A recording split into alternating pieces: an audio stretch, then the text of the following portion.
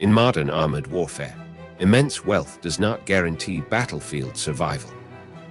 In May 2026, the fabulously wealthy nation of Norway officially signed a landmark framework agreement to procure the Patria 6x6 armored vehicle system under the multinational Common Armored Vehicle System program, rather than spending its infinite oil funds on heavy 8x8 platforms. On paper, this sovereign fund is worth over $1,600 billion, yet Oslo bypassed luxury armored options costing up to $8 million per unit to acquire a basic, lightweight vehicle priced at just $2 million. This decision has sent shockwaves through NATO planning circles because the Arctic front line with Russia is tightening. If a high-intensity conflict erupts today, multi-million-dollar heavy armor could find itself completely trapped on predictable paved roads. The specialized muddy terrain of the high north, known traditionally as the spring thaw mud season, can instantly render these 38-ton behemoths utterly useless and heavily exposed to $500 combat drones. Leading global defense analysts argue that, for a frontline force, over-engineering is no longer a luxury, but a tactical liability. Norway had to act fast because its aging fleet of tracked M113 personnel carriers left its northern brigade increasingly vulnerable.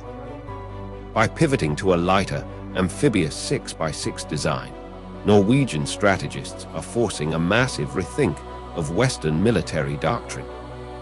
Are they making a dangerous compromise? Or is this billion-dollar military simply embracing a timeless tactical truth regarding mobility and terrain that experienced armies in Southeast Asia, including Vietnam, have mastered for decades?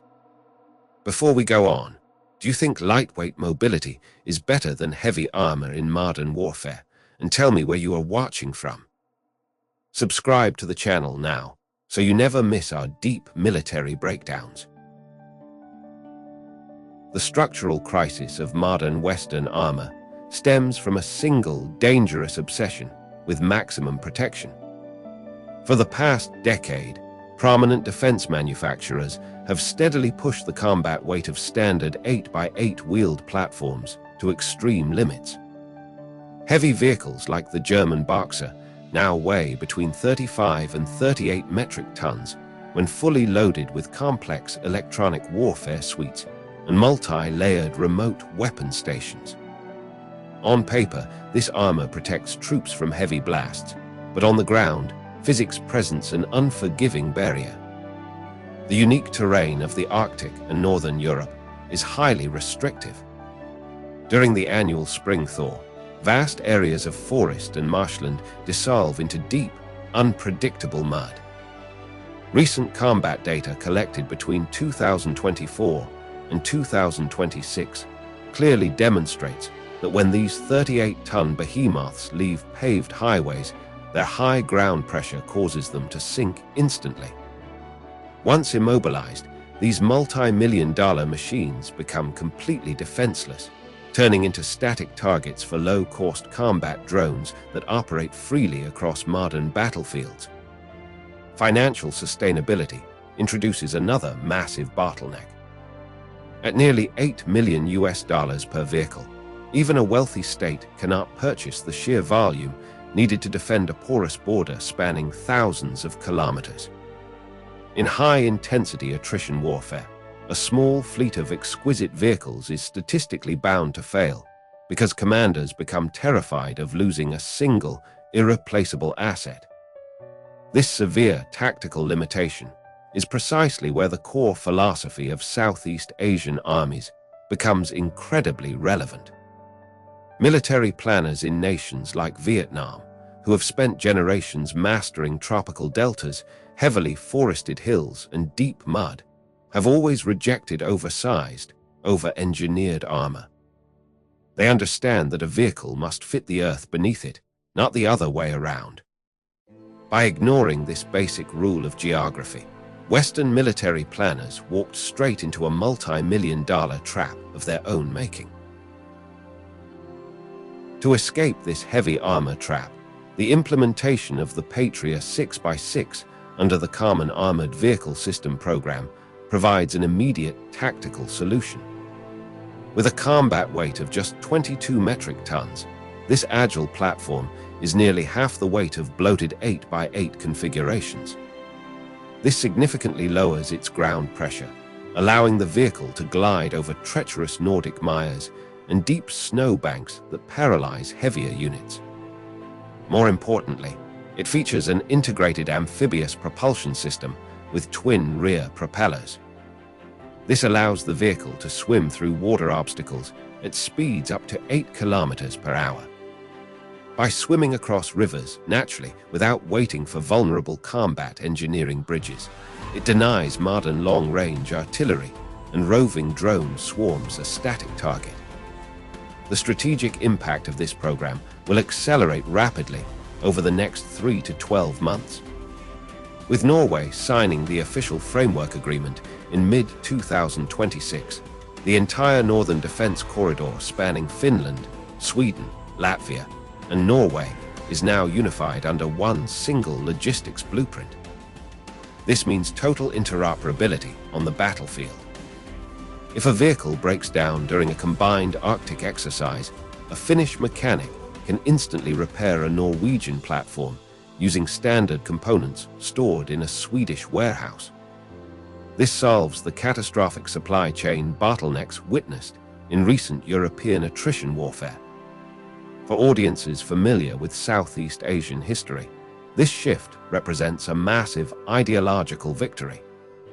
The fundamental requirement for lightweight mobility, low weight, and natural amphibious capability is exactly how the military of Vietnam has optimized its armored forces for decades. While major powers spent billions designing massive land cruisers, Vietnam successfully maintained and modernized flexible wheeled platforms to cross sprawling river deltas and muddy terrain. Norway choosing a nimble 6x6 system confirms that real-world geography always triumphs over laboratory over engineering. This geopolitical shift leaves modern military planners facing a critical strategic dilemma. On one side stands the doctrine of expensive maximum protection, represented by heavy platforms with thick armor that cost up to $8 million but face immense mobility risks on soft ground. On the other side is the doctrine of tactical pragmatism, embodied by the 22-ton Patria 6x6 under the Common Armored Vehicle System program, which prioritizes lower cost, high mobility, and mass production to absorb losses in high-intensity attrition warfare. As of June 2026, Norway choosing a nimble amphibious solution proves that even the wealthiest defense budgets must bend to the unyielding realities of local geography and industrial sustainability. The ultimate lesson here is that real-world effectiveness is not measured by the price tag or the complexity of the technology, but by how well a vehicle operates under fire within its specific environment. For decades, military experts in Southeast Asia, especially in Vietnam, have successfully demonstrated that fluid maneuverability across rivers and mud can completely defeat over-engineered static power. Now, the top strategists of NATO are rapidly embracing this exact same logic to secure their own freezing northern frontiers. It is a profound historical reminder that in the face of true attrition, simplicity and adaptability remain the ultimate weapons. As we look toward the future of global mechanized forces, the ultimate question remains unanswered. Which philosophy do you believe will dominate the battlefields of tomorrow? The heavy luxury armor of the West, or the ultra-mobile, practical designs of the East? Drop your thoughts in the comments below, hit that like button, and share this video to help grow our defense community.